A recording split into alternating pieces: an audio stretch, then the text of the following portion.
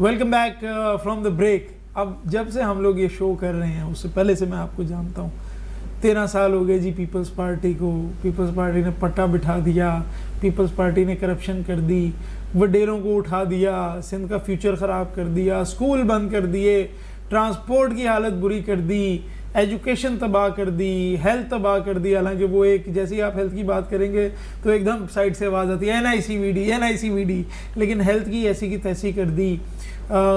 ये law and order जो है वो उसकी तबाहियाँ निकाल दी। इसमें क्रेनों में भर भर के पैसे जो हैं वो बाहर मुल्क भिजवा दिए, फॉरेन बैंक अकाउंट्स आ गए, नाजिम जोखियों को कत्ल कर दिया, फहमीदा सियाल वाला वाक़या हो गया। क्या क्या नहीं हो गया सिंध के अंदर पिछले 13 साल के अंदर। आपको खुद पता है कोई सरकारी दफ्तर नहीं है जिसके अंदर रिश्वत ना चलती हो। कोई ग्रेड 18-19 का ब्यूरोक्रेट ऐसा नहीं है जो 10-12 लाख रुपए महीने की रिश्वत घर ना लेके जा रहा हो। और फिर जो पुलिस वाले और फिर जो DMGs हैं वो तो फिर माशाल्लाह आपको पता ही है, जो एडमिनिस्ट्रेटिव सर्विस वाले हैं वो तो माशाल्लाह फिर करोड़ों में ये हाल कर दिया। फिर भी पीपल्स पार्टी बल्दियाती इलेक्शन में जीत गई। क्या रिएक्शन है आपका?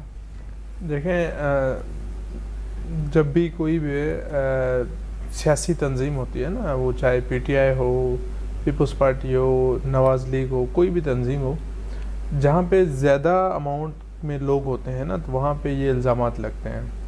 हम ये कहें कि पीपल्स पार्टी को 13 साल नहीं हुए, 15 साल में 15 कर लें। 2008 में वो आई थी और 15 साल हो गए।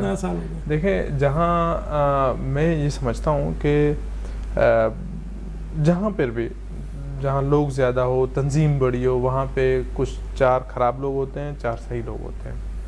और 4 ख़राब में से आपकी हंसी जो है ना वो 4 ख़राब होते हैं, 4 सही होते हैं। तो सेम सिचुएशन है। हम तंजीम के लिए ये नहीं कहेंगे, हाँ ये हम ये कह सकते हैं कि लोग जो है वो क्योंकि सिंध में जो है ना सर, आप भुट्टो को निकाल नहीं सकते। अच्छा, मैं एज अ लॉयर नहीं, मैं सिंध में जो है ना वो जो हमारी लेडीज है ना सिंध में हाँ। ये जो लेडीज है ना, ये इनको आप मकसद इनके घर में इनका वालिद बोलेगा कि भुट्टो को वोट ना दो, तीर को वोट ना दो, तो वो देगी। उनके हस्बैंड बोलेंगे कि भाई ये आप उनको वोट ना दो, वो देगी। भुट्टो साहब को वोट दे दें, लेकिन ये जो गैर भुट्टो पीपल्स पार्टी है इसको वोट ना दें। मैं आई एम सॉरी, मैं जरा थोड़ा सा खुल के एक्सप्रेसिव होकर बोलूंगा। आपका पर्सनल कांग्रेचुलेशंस, मेरा पर्सनल व्यू है, मैं वही कह रहा हूं, मैं लीगल राय नहीं दे रहा। हम बिल्कुल पर्सनल व्यू दे रहा हूं। देखो ना, डायरेक्ट पर्सनल व्यू दे रहा हूं। पार्टी को हम डायरेक्ट नहीं कह सकते हैं कि उन्होंने ये खराबी। कांग्रेचुलेशंस टू पाकिस्तान पीपल्स पार्टी, वो जीते हैं एक फेज में लोकल गवर्नमेंट इलेक्शंस में, बिल्कुल ठीक जीते हैं जी, हमारी तरफ से कांग्रेचुलेशंस। मैं ये बात नहीं कहूंगा कि वो इनएफिशिएंट नहीं है, मैं ये बात नहीं कहूंगा कि वो इनकॉम्पिटेंट नहीं है। उन्होंने ये कराची जो है ये रेवेन्यू जनरेटर है फॉर ऑल ऑफ पाकिस्तान। जब कराची को देखते हैं तो हम छोटे छोटे शहर, बाकू टाइप के छोटे छोटे शहर और अबू धाबी टाइप के छोटे छोटे शहर, इन शहरों को देखते हैं तो फिर कई दफ़ा शर्म आ जाती है कि हम कराची के अंदर रहते हैं। लैंड ग्रैबिंग से लेके नारकोटिक्स रिंग तक सारा कुछ आप उस पार्टी को और उस पार्टी की एडमिनिस्ट्रेशन को एब्जॉल्व नहीं कर सकते। और मैं ये कहते हुए बिल्कुल बेबाक हूँ, ये ज़रूर कहता हूँ, मेरा पर्सनल व्यू है, मैं कोई हरफ आखिर नहीं कह रहा। बिल्कुल लोग चंद लोग पीपल्स पार्टी को पसंद करते होंगे, उनकी चॉइस है, उनका राइट है जिस भी पॉलिटिकल पार्टी को सपोर्ट करें, और मैं उनको कांग्रेचुलेट भी कर रहा हूँ जीतने को। लेकिन मैं साथ ये भी कह रहा हूँ कि मेरी नज़र में आप ये जो आज सिंध पीछे रह गया है, इसमें एजुकेशन पीछे रह गई है ख़ास तौर पे, इसकी सबसे बड़ी वजह ये पार्टी है। मैं धड़ल्ले से कह रहा हूँ। अच्छा, अगर हम सपोज इस पार्टी से पहले जाते हैं, आप यहाँ पे सिंध में, आप सिंध की बात कर लेते हैं ना, हम चलें, क्योंकि बल्दियाती इलेक्शन अभी सिंध के 14 डिस्ट्रिक्ट में हुई हैं। तो उससे पहले मुशर्रफ की गवर्नमेंट थी। तो आप ये समझ रहे हैं कि मुशर्रफ की गवर्नमेंट में जो है वो पता नहीं कहाँ से कहाँ सिंध पहुँच गया था। ये स्कूल बहुत ज़्यादा खुल गए थे, यहाँ पे पता नहीं क्या से क्या हो गया था। डेवलपमेंट हुई, या देखें ना, कराची में सिर्फ MQM के किसी हद तक डेवलपमेंट हुई। Give it to them। हाँ 100%।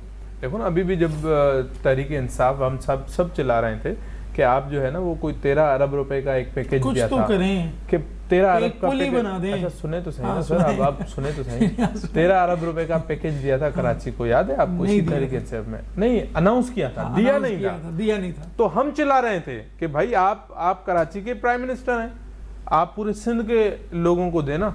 तो सर मुशर्रफ के ज़माने में तो ये हुआ था ना कि कराची को हम पूरी सिंध की बात करेंगे ना, हम ये थोड़ी करेंगे कि हम कराची को हम कह रहे हैं कि ये सिंध है और सिंध से बाहर सिंध नहीं। सर के मैं हम गुलाम रहीम ने भी अच्छी बनाई, लेकिन मैं उस मेरिट्स में नहीं जा रहा। अब जब देखें ना फिर आप वही बात, आप जो मैं बात कर रहा हूँ फिर आप उसी बात पे आ गए कि पर्टिकुलरली अरबाब गुलाम रहीम ने पर्टिकुलरली सिर्फ और सिर्फ थर में बनाई। अच्छा, और ये जो थर के अलावा किसी भी जगह नहीं बनाई सर। इवन के मुझे याद है उस टाइम जो वर्क्स एंड सर्विसेज के मिनिस्टर थे ना सदरुद्दीन शाह राजदी, जो को पीएमएलएफ के सिंध के सदर थे, और सवाल है जी सवाल पूछे मगर ये कंक्लूड तो करूँ ना, मैं कंक्लूड करूँ कि वहां पे खैरपुर में उनके रोड नहीं थे सर। आप बात करते हैं सिर्फ, आप बात करते हैं कि या कराची में रोड बन गए, या आप बात करते हैं। मेरा एक सवाल है और बिल्कुल सिंपल सवाल है, डू वी नीड चेंज और not in terms of the fact, in terms of the fact की बात ही नहीं कर रहा हूं, उससे पहले हो गए। हाँ। ये जो इलेक्शन हुआ है, अगर आप इसको फेयर, ट्रांसपेरेंट और फ्री समझते हैं, मैं नहीं समझता। अगर आप समझते हैं तो आप प्लीज मुझे अपनी राय बताएं। देखें हर इलेक्शन को डंडा मारा, किसी को अंदर किया, मुझे वो इलेक्शन बता दें। अली ताहिर अलाइन साहब, आपकी एज है 30 इयर्स, 30 इयर्स में एक इलेक्शन बता दें जिसमें सब पार्टियों ने कहा है कि ये इलेक्शन ठीक है, ये ठीक हुआ। अब आप सिंध की बात कर रहे हैं, नहीं अब सर ये अब खुदा को माने आप पैदा हुए जब से मैं तब की बात कर रहा हूँ। तारीख तो अच्छा, आपने बात कर ली कि ये हो गया, ये हो गया, ये गया। मैं 100% एग्री करता हूँ टू द एक्सटेंट कि ये हुआ है, मगर हम ये कहें कि एक तंजीम ने ये किया है तो ये नाइंसाफी और किसको कहेंगे? अच्छा, मैं अब बताता हूँ, आगे बढ़ता हूँ। विजुअल पे डालें। अगर हम ये बात करें कि देखें मॉडल टाउन का जो इंसिडेंट है वो हम ये कहें कि नवाज शरीफ ने किया, तो आप या शहबाज शरीफ ने किया, तो will you believe % शहबाज शरीफ की रिस्पांसिबिलिटी है, वो responsibility is another thing. What else now is come to the next responsibility is what we are talking about. Yes. Now come to the responsibility. People's Party is responsible for the chaotic position that Sindh finds itself in. अब responsibility पे आ जाए ना sir. देखें अब आप आ गए कि हम तंजीम से हम रिस्पांसिबिलिटी पे आ जाए। शुरू से ही रिस्पांसिबिलिटी में था कि रिस्पांसिबिलिटी तंजीम की है। इसमें कोई शक नहीं है, सिंध में जो तबाही फैलाई है ना सर, वो इन तंजीमों के लीडरों ने जो चुन के बंदे लिए हैं ना। अब ये जो पुराना ज़माना होता था ना मोहतरमा का या जुल्फकार अली भुट्टो साहब का, वो क्या कहते थे, वो नजरियाती लोगों को आगे लेके आते थे। कि इवन के एक मुझे इंटरव्यू याद है ये कायम अली शाह साहब का, कि मोहतरमा बेनज़ीर भुट्टो मेरे साथ घोटकी में गई, और घोटकी में पन्नू आकिल का या कहीं का डिस्ट्रिक्ट था, तो वहाँ पे कहने लगे कि मैंने इनको इंट्रोड्यूस कराए, 2 सिंध का मैं प्रेसिडेंट था और 2 मैंने इनको कैंडिडेट इंट्रोड्यूस कराए। तो मोहतरमा ने जब वो इंटरव्यू खत्म हो गया तो मुझसे पूछा कि कौन सा कैंडिडेट कैसा है, तो मैंने कहा कि मैडम ये थोड़ा सा जो कैंडिडेट है ए, वो जो है वहाँ यहाँ बहुत इन्फ्लुएंस है उसका और पैसे में बड़ा ज़बरदस्त है, मगर पार्टी में अभी आया है।